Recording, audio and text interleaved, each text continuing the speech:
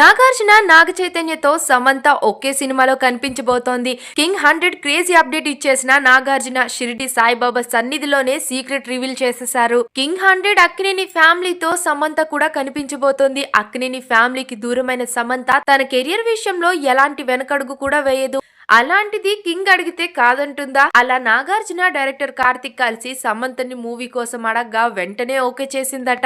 అయితే నాగార్జున బుధవారం అంటే 2025 చివరి రోజు షిరిడి సాయిబాబాని దర్శించుకున్నారు. గురుస్థాన్ ద్వారకమాయి ప్రాంతాల్లో ప్రత్యేక పూజలు కూడా నిర్వహించారు. ఆలయ అధికారులు ఆయనకు ఘన స్వాగతం పలికి దర్శన ఏర్పాట్లు కూడా చేశారు. ఈ సందర్భంగా నాగార్జున మాట్లాడుతూ కొత్త సంవత్సరంలో తన 100వ సినిమా షూటింగ్ జరుగుతుందని చెప్పుకొచ్చారు. షిరిడి సాయిబాబా దర్శనానికి వచ్చి చాలా రోజులైంది. నన్ను రమ్మని బాబా గారు పిలిచారు. 4-5 రోజులుగా కల్లోకి వస్తూ ఉన్నారు. అందుకని బాబాని చూడ్డానికి వచ్చాను. నాకు చాలా సంతోషంగా ఉంది. మనసుకి హాయిగా ఉంది. కొత్త సంవత్సరంలో నా కొత్త సినిమా మొదలవబోతుంది.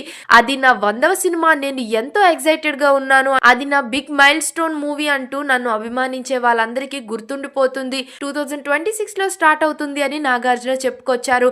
కింగ్ 100 సినిమాలో కథ ప్రకారం 3 హీరోయిన్లు ఉంటారని తెలుస్తోంది. ఇందులో సీనియర్ నటి టాబు, అనుష్క శెట్టి, సమంతలను హీరోయిన్ గా ఓకే చేశారట. మరోవైపు కింగ్ సపోర్టర్ హీరోస్ గా అక్కినేని వారసులు నాగ చైతన్య, అఖిల్ కూడా ఈ మూవీలో ఉన్నారని చాలా రోజులుగా వార్తలైతే వినిపిస్తూ ఉన్నాయి. ఇక ఈ విషయాన్నే సమంతకు ప్రతి ఒక్క చోట ఎదురవుతూ ఉండడంతో తను కూడా నవ్వుతూ తప్పించుకుంటుందే కానీ ఎలాంటి ఆన్సర్ చేయడం లేదు. నో కామెంట్స్ అంటూ సైడ్ అయిపోతూ ఉంది. కింగ్ 100 లో సమంత అక్కినేని ఫ్యామిలీ మాత్రం కనిపిస్తే సూపర్ హిట్ అవుతుందనే చెప్పాలి.